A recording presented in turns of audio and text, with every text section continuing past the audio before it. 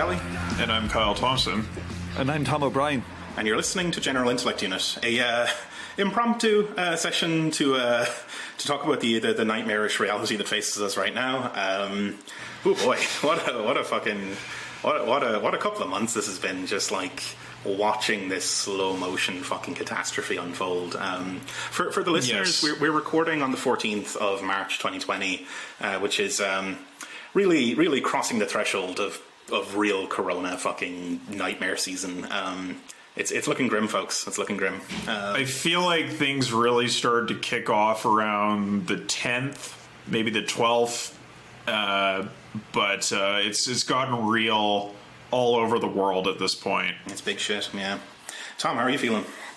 Oh, like I was just saying it before, like we came on there earlier, it's like I'm such a goddamn borderline psychopath, borderline personality disorder person that it's fucking brilliant. It's like it's the best news story since 9/11. It's better than the 2008 crisis. It's like I'm actually not sleeping well, but not because like I'm stressed, but because like my brain has gone into overload. Like last night, I woke up this morning and I was like, the whole night I was like, oh, maybe I should diagnose it this way. The dream was just like, have they thought about this? And I was like, just like my brain has gone into hyperload drive and it's a disaster. I'm just literally out of bed there. I had to like lie down for 2 hours to calm down.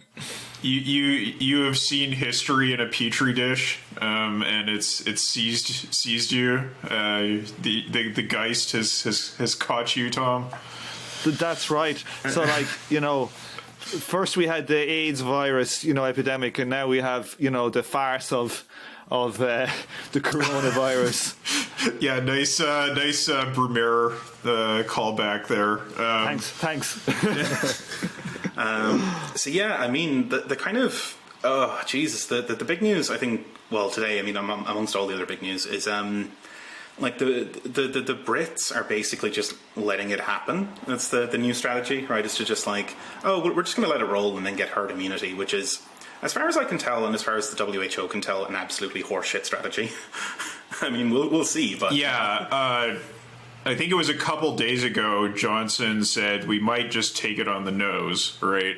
And on the chin. On the chin. Yeah, on the chin. Yeah. Sorry, I wasn't trying to be pedantic, No, I appreciate the correction. Shit. Yeah, so that's really something. Fortunately, we are not taking that response here in Canada, but yeah. Well, you are by default, because that's what America is pretty much doing. And if they're doing it, you're goosed anyway. Yeah, well, the situation in America seems to be that the federal government has sabotaged any preparations, but the states are desperately trying to respond individually. So, for instance, I was going to travel to Colorado this week, and earlier last week, the governor declared a state of emergency in Colorado. And the reason to do so wasn't because the outbreak was so bad, but because they couldn't get any funding to diagnose cases. So they instituted a state of emergency to get emergency funding in order just to be able to diagnose who had the disease. What the fuck? Incredible. Oh, no. Yeah. The best story, have you seen the best story of all, is that there's some, like, the leading company with, like, with a new vaccine that looks promising. Gilead. Yeah, those guys. They're actually trying to sue the Chinese government. The Chinese government wants to buy it from them, but they don't want to give it to them because they're afraid that the Chinese government will actually say, oh yeah, and then just produce it for free and give it to everybody in the global south. So they're blocking the distribution of it. If ever there is like a fucking learning moment, a teaching moment, for people about capitalism, this is the motherfucker. More than World War II, probably. Oh yeah, like those people, like they're following the business interests of their company. This is perfectly in line with capital logic, but damn, that is beyond criminally irresponsible. It's very much like, cutting off your own nose to spite your face, right? Like this is this is a capitalist firm deciding to tank the capitalist economy even more than has already happened in the name of private financial interest. Yeah, I mean, like, this is... I'm sort of cautiously optimistic about the way this could play out, right? I mean, there's a couple of scenarios that, like, I mean, well, more than a couple. There's an infinite number of possible scenarios, but, like, some of the worst ones are just that, like, it's not possible to recover from this. There's no way of, like, really mitigating it, and it just shaves off 2% of the population every year forever, which is, like, just species breakdown kind of stuff. But then the more optimistic kind of end of it is that this is a real, like, Emperor's New Clothes moment where the capitalism has suffered these kind of, like, legitimacy crises forever, and, like, it's especially lately, like, it's kind of like the defenders have gone from, you know, capitalism is the best system to, well, it's not the best system, but it's what we got, and it's like, well, you know, or it's the most efficient, and it's like, well, it's not actually the most efficient, but it's all we've gotten, and then this happens, and the legitimacy of the whole thing just goes up in fucking flames.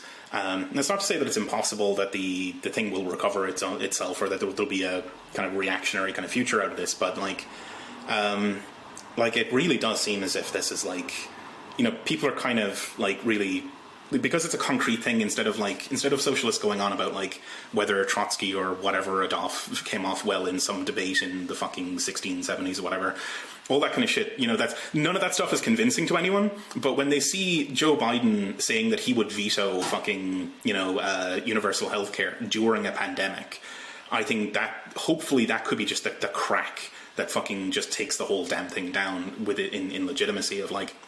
And then just that then naked self-interest of these things, like, so that fucking company, Gilead, doing that kind of shit. But also, like, I mean, I read the FT, and they're like, oh, you know, after Boris Johnson's fucking announcement of their strategy, the FT were like, you know, Johnson is keeping Britain open for business during the pandemic, and it's like, I hope that all of you fuckers have just signed your own death warrants. I hope that's how this plays out. That like this will be remembered and will never be forgiven. That like this is the end for you fuckers. And I kind of think maybe they are kind of aware of it. That this is probably the end of the fucking road for capitalism. It's the end of the road for their own fucking careers and all that other shit. And it's just desperately trying to claw it back, right? They just ran a story with an atom bomb going off in the background, right? Oh yeah, on the Alphaville thing, where it's like, oh yeah, this is fucked. This is the crisis or something. Like holy shit! Like they know the game is up. I mean, I might eat my words on that later. That's possible. That's always possible. But like, I have a stat for you. Actually, let's just pause and say that the company's name is Gilead. Have you watched The Handmaid's Tale at all? I haven't. No, I hear it's good stuff though. I've read the book. They fucking called it Gilead. It's That's like unbelievable. Scumbags, absolute scumbags. You know, which is basically the name of the like incredibly repressive, like trad patriarchal, like post-fascist America, right? Yeah. They're basically like organic Christian Saudi Arabia, you know. Yeah, exactly. That's totally a scenario. Yeah. So, I mean, like, Tom, do you see any like what do you see any positive paths forward for this for socialist organizing or whatever? Because like it is looking grim, but like there seem to be seeds of opportunities here. Oh, look, I think it could be a very radicalizing moment, but you know, probably not immediately. But I think, like, I don't know if you saw the stat. There was a stat out from England, and it was asking people, I think, under the ages of like 50 or something, do you think the government is handling it well? And it was like 70% no, 30% yes. But if you look at people over the ages of 70, all these people who could die, they literally could die.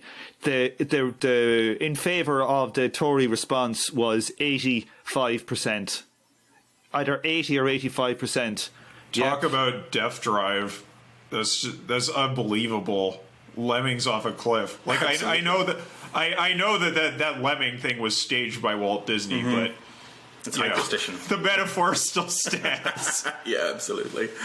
Oh man, it's grim. But like, I think that is very grim. But like, oh,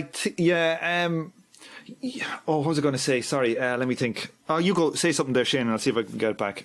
Yeah, I mean, this is. I mean, it's been a very interesting couple of months, right? Of like, you know, because it wasn't hard to see this coming, right? That like this is like the thing had the potential right from the beginning, or from January or whatever, to spiral out of control. And then like looking around and taking an honest assessment of the way the world system works right now, it was very hard to believe that it would ever get under control, right? Like, I think that this was an entirely predictable sort of outcome, and it really does show just how utterly degenerate and like broken down and fractured the whole damn thing is. That like we truly do have a society, a global society, that is micro-optimized for the accumulation of capital and for nothing else. It doesn't do anything else aside from that. And all of the little kind of like, I guess the Hobbesian sort of argument, like the Leviathan as a thing that protects you from harm or whatever, it is horseshit. Like it is absolutely and completely invalid. This is the proof positive of that. All of those myths and all of those ideological constructs, all of the kind of cognitive apparatus of capitalism is crumbling before our eyes in real time.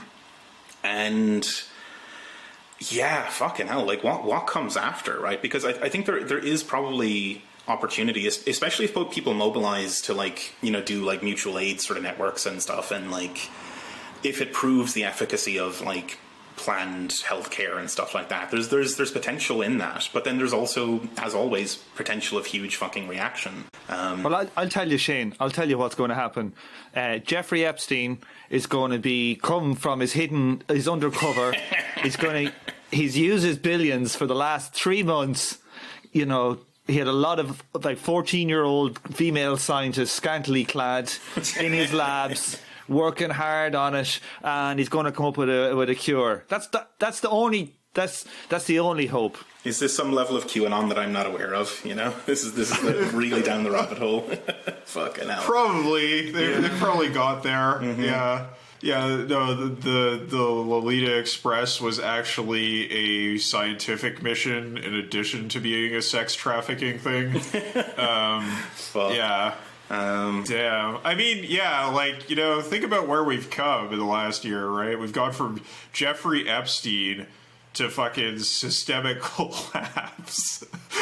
It's not looking good for capitalism. Like, you know, like both sides of the American political elite being and the economic elite being implicated in that whole pedophilia thing, and then saying that they wouldn't introduce public health care even to stop a pandemic. It's just a bad look. But like, if they're able to, like, on the nose just go in and fucking hang Jeffrey Epstein in his prison cell and turn off the cameras, you know, all that kind of shit. If they're willing to do that and just say, oh yeah, no, he just committed suicide. Like, there's a good chance we actually will never know what the death toll will be if this gets out of hand, because they'll just fiddle the statistics and it'll be done for like national security. But I think, you know, they've very much it shows how brittle capitalism is. You know, it's a highly optimized. I always remember like Chomsky giving an example of, like, you know, say like how man-made designs are usually highly optimized and brittle. Like he'd say, a computer. He says, get a baseball bat and smash your computer up. Right, and then try and open it, or your laptop, and try and open it and try and turn it on and see what happens.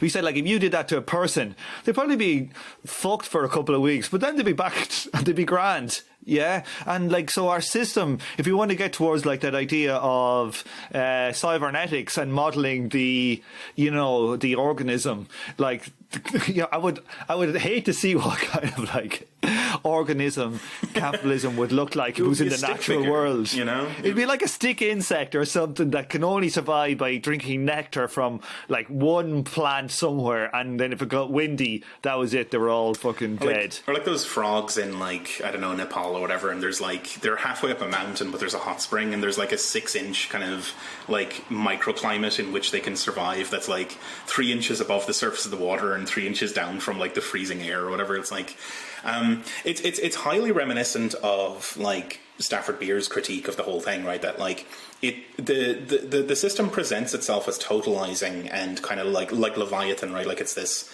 omnipotent kind of powerful force, but it's actually through a systemic analysis, it is extremely fragile. And like, I mean, look, Marx realized that. Like, he was like, look, hey, this thing tends towards collapse all the fucking time. It just like manages to catch itself before it collapses a lot of the time. Sometimes it doesn't, and it all fucks up. But like, I think this is a much healthier way of viewing it rather than the kind of like, I guess like post-structuralist thing of like totalizing, you know, ideological structure that is unchallengeable. It turns out that this thing is remarkably fragile. You know? Yeah, well, so we were talking previously in the kind of the green room about like Moore's analysis of capitalism, which we will be covering on an upcoming episode in depth, but that was recorded before all this stuff went down. And, you know, he sort of points out that nature revolts against capital. Well, nature is a little bit inspecific, but basically, like, you know, similar to the barbarians versus the Roman Empire, the longer they're in contact with the empire, the stronger they get. And it seems like, you know, this kind of, as you were saying, Shane, this kind of thing was totally foreseeable. You know, you're saying like your parents' friends had been talking about this for 2 decades or something. Yeah, because they're like farm science people or whatever. But like the whole thing that like, because I've been saying it for a long time, that like all you really need is a better cold virus, like one that's a bit more stealthy and a bit more lethal, and that would be the end of the fucking world. Basically, it's like even, you know, people who weren't especially well educated could see this shit coming from a fucking mile off, and like it's not like it was illegible, you know. Yeah, indeed, it was always kind of like the content or the subject matter of, you know, like Discovery Channel scare shows about pandemics. Like this kind of stuff would come up in those kinds of like real banal sorts of formats. Yeah, between the Hitler still alive and did aliens cause 9/11? Yeah, exactly. Yeah, between them two shows. Mm-hmm. Yeah, exactly. we would get those like, oh, the ultimate pandemic. Yeah. So that's all foreseeable. What I'm kind of interested in is like, how does this interact with the falling rate of profit? Because we see that, you know, profitability has been very low. They've used all kinds of central banking, fiscal trickery to try to sustain profitability since the last crisis. But, you know, we've got people like, you know, Mark Carney saying, was in January, that basically the monetary policy that has been used up to this point will not be effective in the next crisis, i.e. now. Which has been proven out so far, right? Like that the Fed keeps heaping money onto the fucking bonfire, and it just like, they inject 1.5 trillion or whatever, and it evaporates within 15 minutes. Like it's, yeah. But like, I think so they've literally just been doing, essentially most of the time, just been doing monetary policy. You know, so, you know, they've just been using interest rates. So what's the other major lever? Fiscal. And it will have to be fiscal. And like, they're stuck between a rock and a hard place, because like literally you go into the centre of London here today, right? I think most of you know, the theatres and all this, the cabaret things, right? They're not going to be able to sell a ticket. They're probably not going to be able to sell a ticket for 6 months. Okay. So if they're paying rent, right, they're going to go bust. So it means that every one of them is going to go bust, right? And every other cafe who is in around that area, they're all going to go bust. The renters aren't going to get any money. They're going to go bust. Like, so all the people are going to lose their jobs. And it's across the sector, across every sector. It's essentially that, right? Unless you're producing food, telecoms, energy, you know, there's a few core sectors, and then everything else is dead right now. So like, it only takes one major sector to knock out the whole thing. That's just how these work. It's a cascading effect. So what we're like, so the thing is, like, what they can do is like a bit of old Andrew Yang. Let's get our UBI. And I'm not even joking. Like, they literally need fiscal policy to give like money to everybody to maintain. But like, if they do that, like, let's think about it. Like, it's okay to say you or me, we're not earning that much money, and they give us like, you know, whatever, $1,000 a month, and it helps us to tide us over. And you're living a frugal lifestyle.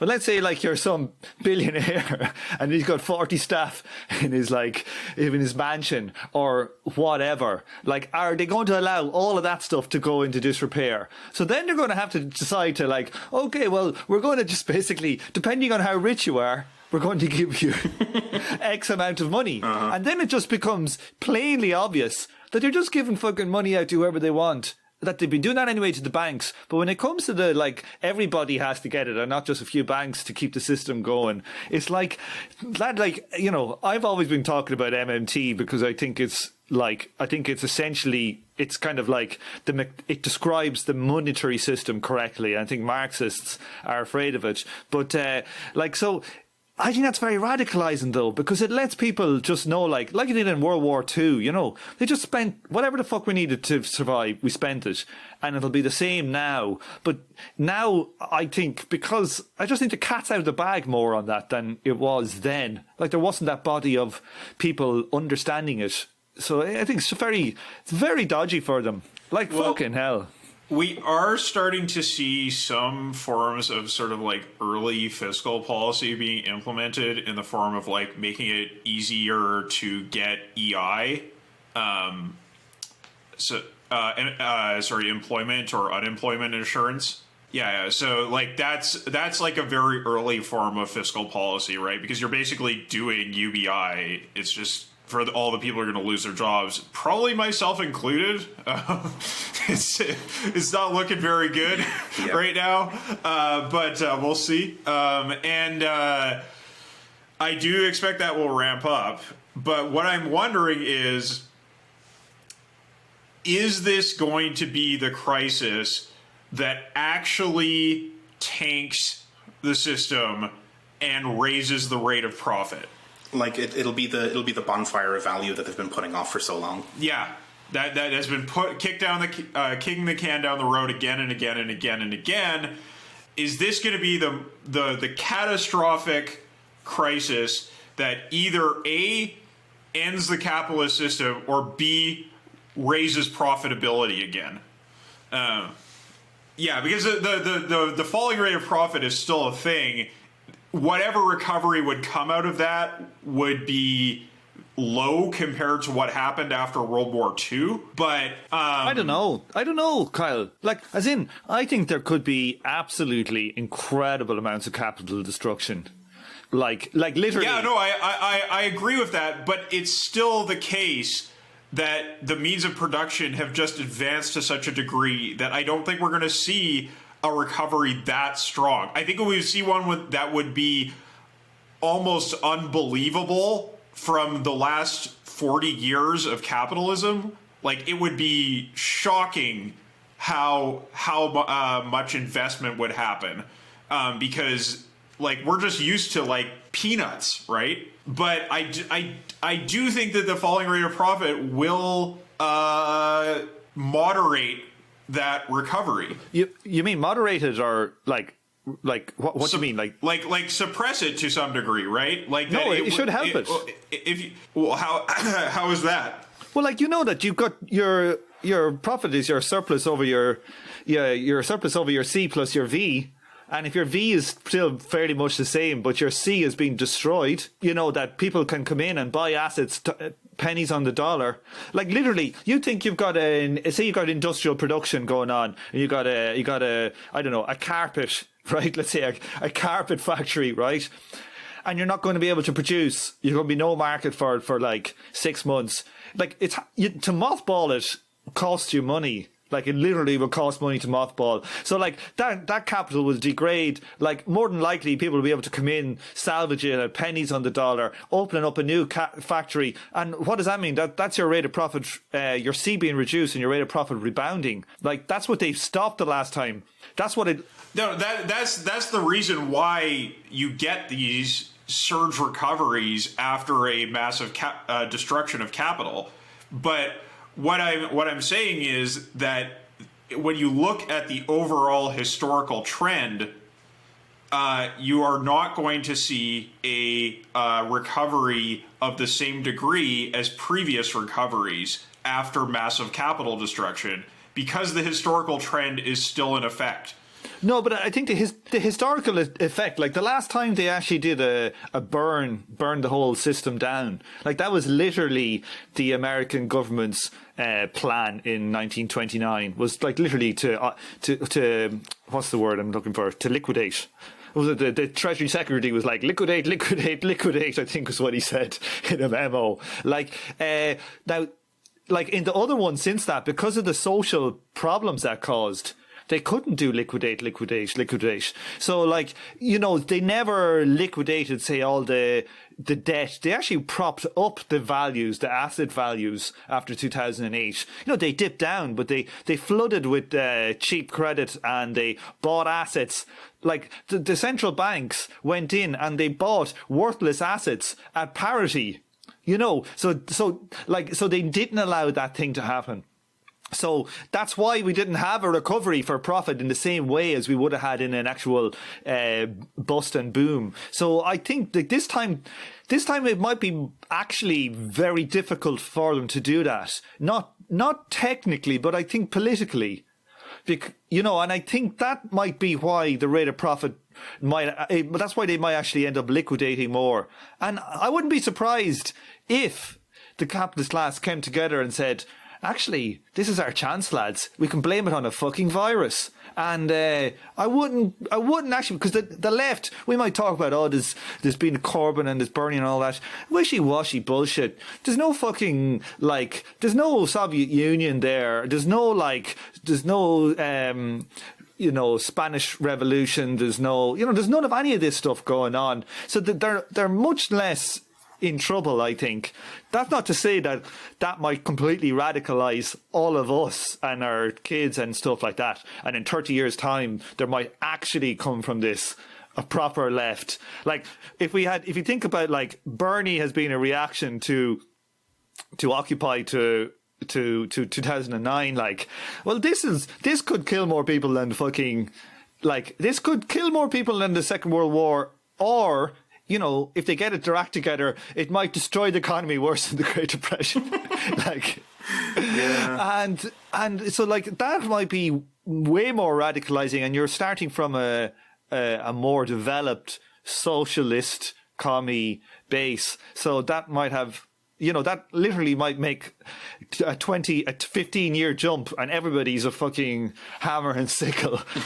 Yeah. Like, I mean, I'm not even joking. Especially somewhere like America, where even the most paltry reforms are blocked by the system. Like, the legalism of the system has blocked stuff. I mean, like, if you don't allow, like, pressure valves, like in Ireland or PR or something to if you make it actually nearly impossible for a left resurgence to happen in America, like, that's just like, that puts off the reform, but that just leads to, like, the whole thing blowing a goddamn gasket. I think I'm in agreement there. I think it's, the optimistic side, is in agreement there. I think that, like, the system has pushed itself, or like the capitalist class have had this, like, dictatorship of capital for whatever many years, 40 years, whatever, and they've pushed it to such a breaking point that they have robbed themselves of all legitimacy. Like, I think, like, trying to make even like a social democratic kind of argument now would be functionally impossible, when it's like oh, you have Biden doing the whole thing of like he'd veto a fucking healthcare reform during a pandemic, and it's like, okay, this isn't funny anymore. This isn't fucking cute. Like, this is, you know, this is the breaking point, perhaps. And you know, there's always the possibility that I'll eat those words. In fact, it's likely that I'll eat those words later. But like, it's kind of hard to imagine the emperor's clothes going back on at this point. You know, it's like the just absolutely naked degeneracy of the fucking system of Gilead trying to prevent the fucking test kits and the cures or whatever from getting out there. Like, how do you walk back from that, you know? Yeah, I mean, you want to talk about, like you look at someone like Martin Shkreli and how much people hated him, but this is way beyond that in terms of... And the kids are reading Lenin these days, you know? The kids are reading Lenin while they're in between fucking Deliveroo shifts, so... We kind of wish they weren't, but yes. Well, yeah, totally. So, I'm cautiously optimistic, sort of. There's a branch of the possibility space that corresponds to cautious optimism.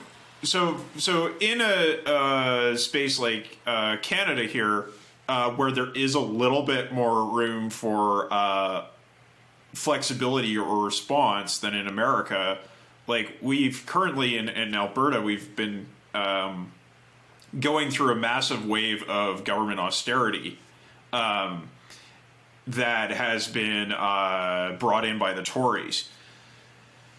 And part of that was, you know, quote unquote, finding efficiencies in the medical system.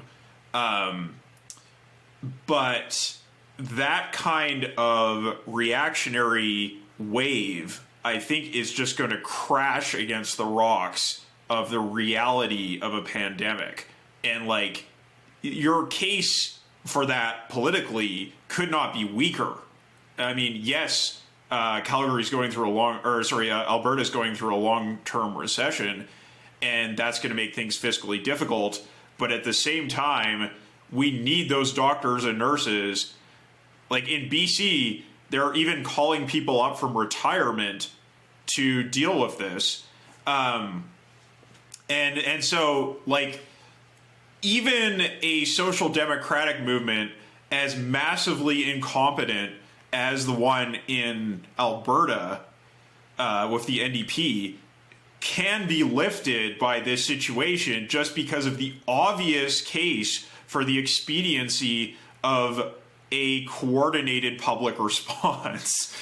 It is just the case that, like, you look at a place like America where that obvious path is something much more hypothetical and less institutionalized and real, where it becomes a lot less clear what's going to happen, right? Like, so I think for, you know, comrades who live in places with actual existing public healthcare services, and unlike the UK, they have a functioning civil society. They don't have British brain rot, yeah. Yeah, they're not completely brain rotted by the media. There is, like, room for sort of, like, immediate action.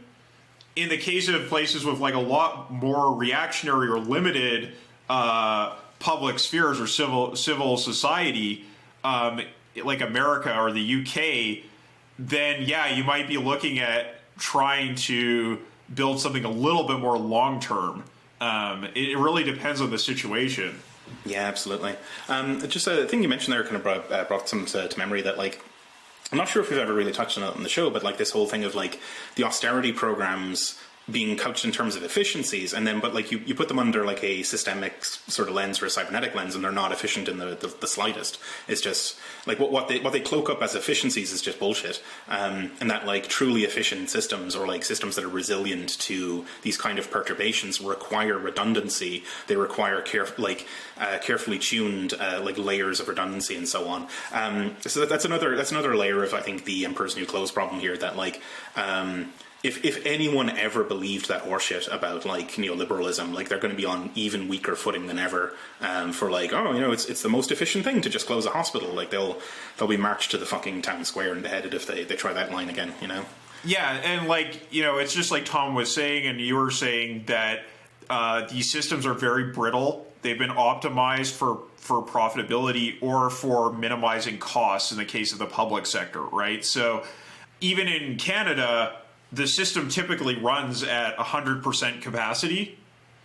So if you ever have a perturbation like this happen, there is no slack. There is no redundancy. The redundancy that they've been able to find, like in a place like BC where they have a social democratic party in power and not some just yokels and fucking Bay Street fools who are just there out of business school to try to find whatever efficiencies they can to try to increase the rate of profit, is bringing people up from retirement, right? And that's it. That's all we got. We don't got anything else. It's basic queuing theory, right? Like that, like you can't operate at 100%. Like you have to fucking, like, I don't know. It's absolutely insane, right? That the absolute basics of systemic mathematics or whatever has been illegible to these fucking freaks for so long. Because they have highly motivated reasoning. They're the fucking lapdogs of capital. I don't know. Yeah. Well, what we need then, you see, is they're going to, this is where the zombie apocalypse come from, because they're trying to re-engineer, like, to get dead doctors out to help us. And it goes wrong. It's like the way they gin the numbers for fucking elections or whatever by having the dead vote. Like they'll have like doctors on the books who died 30 years ago. It's like, gesturing to their like crumbling hospital wing. It's like, what do you mean there's a crisis? Look at all our doctors. Well, it kind of reminds me of in China when they built those show hospitals. Right, like in Wuhan, they rush built, what was it, like 3 hospitals within the space of like a week, but they didn't have any staff to staff them up, so they're like, just don't look at this too closely. Don't look behind the curtain, And this thing is, we're all seeing behind the curtain now. Were they just a bunch of shipping containers laid end to end or something? Like, is that what those hospitals? No, the buildings were real because like China can build buildings. Yeah, like, they're pretty fucking good at that. Can get shit done in terms of infrastructure development in a way that we certainly can't. It's just that, from what I remember, the hospitals were built and then they had like, maybe like a 10th of capacity being used because they just didn't have the staff the personnel to run them. Can I just point out that like that Kyle's jumper, like that's a bit of a butcher's apron jumper. Where did you get this jumper from? It's very Union Jack like. For the listeners, it's white and red and a kind of very dark blue in stripes. It looks cozy. Yeah, so I bought this from Amazon Japan on sale back in the day, and the reason I was wearing this originally was because I expected to be doing the 18th Brumaire recording today, and I wanted to have my Republican tricolor on as a sort of ironic comment on the failure of the Republican project in France. But, I feel like it's equally good as an ironic comment on the failure of the Union Jack and of the Stars and Bars, or sorry, the Stars and Stripes. Certainly the Stars and Bars as well. Yeah. I know, I was going to say, like, this could be... this could be the end of the fucking United Kingdom, basically, right? That, like, in a couple of weeks, when all the infrastructure's crumbled, the Scots are just going to wander off on their own and be like... Seriously, yeah. It's not even a joke. Burn the Union Jack. And in Northern Ireland, like what's not being done in Northern Ireland versus what's being done in the South. That's one thing I wanted to say as well, is like the response of like Britain, which is the most capitalist country in Europe, versus the rest. Like, it's been like atomized and, the longest, since the 1700s, versus a lot of these other places only 150 years ago. Compare like Britain to what's going on in England to what's going on in Ireland. Like, I don't know, like the Late is like the big kind of chat show in Ireland, and they had like the whole thing, they had no audience, did a special episode last night, and it was all about like coronavirus, and it was all saying how we must come together as a society, and they walked to the set of like the empty soap opera Fair City, and they interviewed some doctors there, and it was actually really goddamn well done. And the sense of society you have in Ireland, like, say, compared to, like, London, where I am, is just incredible. Like, so, and I think America, probably because it's the head of capitalism now, it seems to be as atomized as England is. So I find it no coincidence that the two of them that have been most inept, even Italy hasn't been as inept as these boys. And they had their city-states in fucking 1300. Mm-hmm. Yeah, it really is remarkable, right? Because, I've kind of been... Because I'm from Ireland originally and I live in Scotland, but, I've been struck by that kind of contrast as well when I very occasionally go home. Well, it's not really home anymore, but, go back to Ireland to visit, right? That, because, you're driving around and the radio is, all, reporting on... even the popular radio channels are reporting on, industrial policy and stuff like that. And, there's a sense that, people... take things seriously and feel like there's a stake in the general operation of the society, whereas that's absolutely not the case at all in Britain. It's just this horrific fucking freak show in comparison. So I'm not surprised that the Irish just jumped at it and were like, oh, this is a thing to take seriously. This is not fucking around territory. Is it last week they banned the Irish rugby team from playing in Italy? Was it last week or was it 2 weeks? Before it had really taken off. I remember reading it and they did it it would have been a week and a half ago. And I was thinking, God, that's a bit excessive, isn't it? There's no way that the English RFU or whatever would have done that. It just wouldn't have happened. Absolutely not.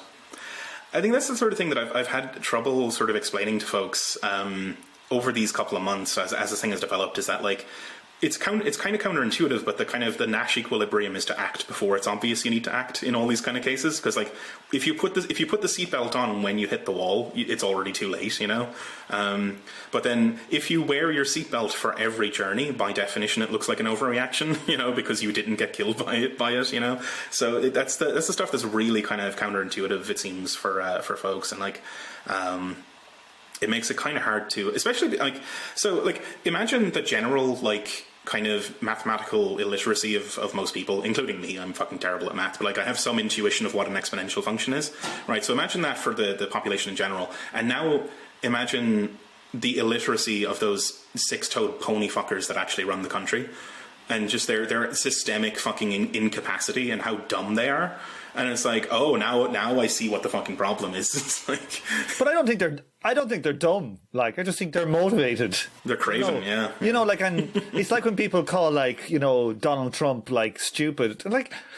For me, there's a big difference between kind of malevolent and stupid. Yeah, you know what I mean? That's a good point. Certainly, they're just fucking malevolent. Yeah. No, I think. I think that the people in power are certainly aware of the stakes that are at hand here, and are acting partially to just keep business going, to try to moderate the crash as much as they can, to avoid mass panic, to try to subvert any kind of popular response to what is going to be mega austerity.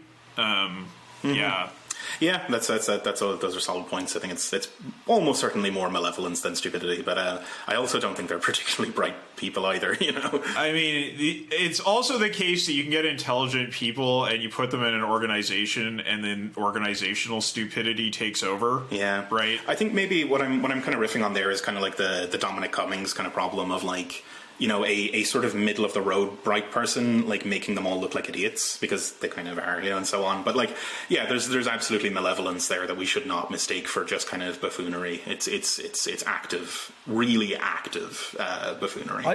What's amazing about it as well is that it's going to be it's one that's actually hitting the wealthiest, apparently at the start, more than the working class. Because they fly everywhere and they go on fucking yachts together. They're the fuckers flying on holidays, that's it.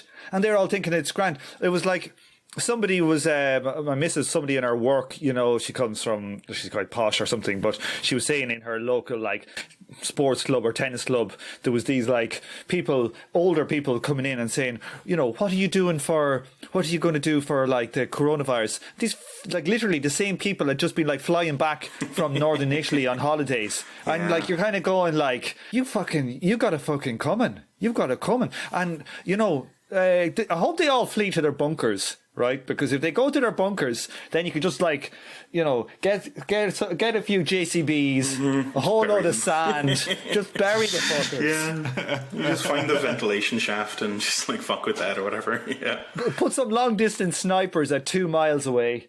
And if they rear their heads, we got them. You know, that's what I'm thinking. I've always thought that about the kind of like prepper thing of like, you know, Peter Thiel and all these other cunts like are like, oh, I'm gonna get a fucking bunker in New Zealand. It's like the locals are gonna find the like ventilation shaft and you're gonna be fucked. You know?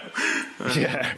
But they don't think that far. Well, I was just gonna say, we have a few scenarios on the table here that we can kind of imagine. Like one of them is that the capitalist governments managed to ride out the crisis, and we have a massive resurgence of profitability on the back of that, which I think, Tom, you and I would both agree that it will happen. I think we just maybe disagree about the degree of it.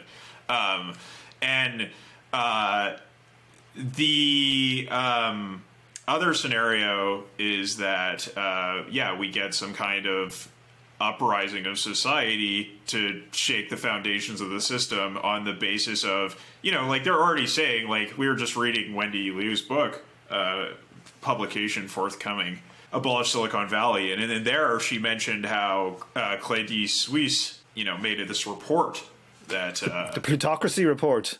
No, it was one that was saying that the next crisis will wipe out financially the entire millennial generation, except for those of them who are actually capitalists, or those of us who are capitalists.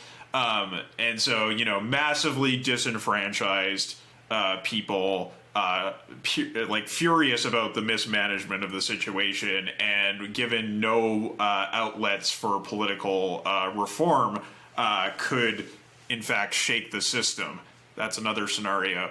I think the final one that we talked about was the possibility of just kind of similar to Byzantium, just the disease going around and around and progressively undercutting the infrastructure of the capitalist system, and leading to kind of a long, slow breakdown. Yeah, like a long-term catabolic breakdown, basically. Like the process goes into reverse and like just kind of starts breaking shit down, but over a relatively long sort of time. And as a part of that, like I think the response may be something like so for example, we see all of the airlines collapsing, right? They're all going down. We may see them actually be consolidated and renationalized in order to ensure not that passenger travel continues, but to ensure that the refineries stay running and to ensure that air cargo doesn't completely fall out of the realm of possibility. You know, those kinds of reactionary responses, not reactionary in a political sense, but just reacting to the progressively deteriorating situation. And it's really just a question of like, how much are these, you know, centrists and liberals and right wingers going to hold on to the sanctity of private property in the face of it obviously not being functional? Mm-hmm. I hope every fucking centrist, every fucking, like, red Tory, every fucking Blairite dickhead, and it just hangs their head in shame and just fucking reflects on their complicity in setting up the system to be this fucking brittle and to be this in the pocket of capital. And I hope that they never utter another word of that fucking centrist bullshit ever again. Those cunts have no shame. No, they don't. They have no shame. Yeah. You know, they are literally fucking sociopaths. Here, the one last question before I run, right, there's one thing we want to do. Like, if you have to pick one individual who you hope gets it, you know. It's a good question. Damn. I mean, you know what? I've already got mine. Bolsonaro already got it, right? That fucker, he deserved it. Yeah. Yeah, okay, Bolsonaro's good. Shane. I think somebody like Peter Thiel or one of those fucking vipers would. I actually hope Nick Land gets it. I really hope it fucking kills him. That would be awesome, but whatever. What about you, Tom? Yeah. I don't know. I think it would be kind of like, it'd be good if like a liberal got it, I think. You know, like one of these really degenerate liberals like Obama or like somebody like that. One of these also rans like Swinson or some fucking... That's actually who I was going to say, was fucking Swinson, the Lib Dems. I was going to say she would be brilliant if she got it. Just like a minor fucking centrist liberal wankstein. Well, Tom, I have good news for you. Justin Trudeau already has it. Oh God, perfect. So one of the core centrist lib types already did get the disease, and his wife. And his wife definitely has it. They didn't bother testing him. He's got it, yeah. Yeah, and he's gonna be fine, right? He's too young. That's not true. That's not true. It can kill young as well as old. Like literally, there was a young doctor in London died just yesterday. Oh, that's true. Yeah, that's true. There have been quite a few young doctors who've died. So yeah, no, he might eat it, but if he did, that would be quite something. Yeah. So, I've turned into a goddamn Stalinist since this has happened. No joking. You're pretty, no joking. You're pretty grim here. It's a pretty gallows situation, but I guess I understand given the gravity of the situation, but we can't go down the road of Stalinism. No, I'm joking. I am joking. But yeah, it's gallows humor. I understand. But in private, I'm much worse than I am about public facing. This is Tom with the moderation function turned on. Holy shit! Damn. Oh fuck. Damn, Tom, you're sounding like Lenin here. Just joking about the bourgeoisie eating it. I know it's bad. It's bad. But if I'm doing it and I'm such a reputable person, imagine what everybody else is doing. Not. Yeah. So, I got to run. We got another stream starting in like 2 minutes ago, but. Feel free to drop off the call. We'll wrap up the show. That's fine. All right, okay. Brilliant. Thanks for having us, lads. Yeah, wonderful. Thanks, Tom. And just for the listeners, Tom is of course one of our network partners from Alpha to Omega, so you can see both Tom and myself. You can hear us there. Okay. Yeah. All right. Thanks, Tom. Feel free to drop, and we'll wrap up. Yeah. Wonderful. Okay. Thanks very much. Bye. Yeah. So I guess that's it. It's been it's been a hell of a fucking time. Thanks, listeners, and we really hope you stay safe through all this. Please start organizing, even if it's at a small scale of get your buddies, get their contact details together, their home addresses and all that kind of shit. Form a solidarity network, check in on people, all this kind of stuff. If you either start or find a mutual aid network locally and start going, because this is. Simultaneously, it's a weird thing. It's simultaneously the time to go to ground and also to mobilize. That is the dilemma that confronts us. That is one of the major tactical advantages that capital has over us, is that we generally have power in numbers, and it is hard to mass numbers in the middle of a pandemic. But thankfully, we have telecommunication.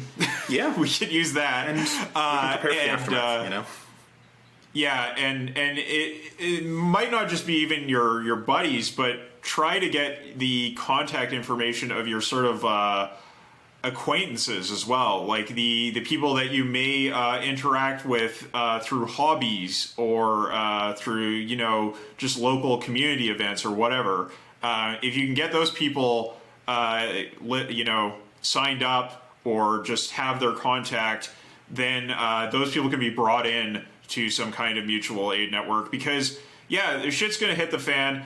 Even if the pandemic is as light as it has been in China, thanks to responsible action, for the most part they really fucked up the start. We can see a real kill the cat Buryan response to what happened Absolutely. when the disease was first reported, and the government was like, no, it's like, counter-revolutionary to discuss pandemics. Or whatever they said, anti-public, some kind of thing like that, and suppress the news. Once they got going, they did manage to moderate the effects considerably. Even if it's that light, the financial fallout for everyone, especially among us, like among the workers, is going to be real severe. And we need mutual aid for that to stick together. It can't just be families. It's got to be something broader than that. Yeah. Do not go into your shell. Don't re-territorialize into an atomized sort of thing. Organize the people in your fucking stairwell, like in your apartment complex. Get everyone going, because this is, I think, definitively the end of history. This is a new epoch dawning right fucking now. And like, it's time to act as if that's the case, and start mobilizing, start preparing for seizing the future. Because it's either that, or we get a fucking neo-feudal hellscape kind of imposed on us by whatever remains of capital. This is a catastrophe, but it is also an opportunity to grab the serpent by the throat and fucking strangle it until it's dead, and take the future back from it. So, and we sincerely wish you all the best of luck. This is going to be really fucking rough, and we hope we all get through it. In the meantime, you can catch us on fucking Patreon. Well, yeah, if you got the money, if you can, we expect that our Patreon income is going to drop because of the result of this. But obviously, take care of yourself first. Take care of your community first. We appreciate the support. As I said, my employment going into the late spring is pretty up in the air right now, so it will be a big help. But absolutely understand if you need to take care of more immediate concerns rather than funding a podcast. Yeah, hang in there, everyone. Absolutely. We're on Twitter, we're on Facebook, all the usual shit. Just search for General Intellect Unit. Check out the other shows. Tom's show is great, From Alpha to Omega. It's really wonderful. Swampside, Jumpsuit Utopia, they're all fantastic. It's been grim, but thanks for sticking with us, and we hope that we can all march into a bright future together. So we have episodes already recorded that will go out after this one. So like there's a bit in the pipeline, and I mean, like, we're going to be locked in the fucking house anyway, so we'll be able to record. I don't think there'd be for a while. There won't be much disruption to that schedule, but do follow us on social media to keep up with the situation anyway, all that sort of stuff. And we'll catch you again in a couple of weeks. Thanks for listening. Bye. Bye.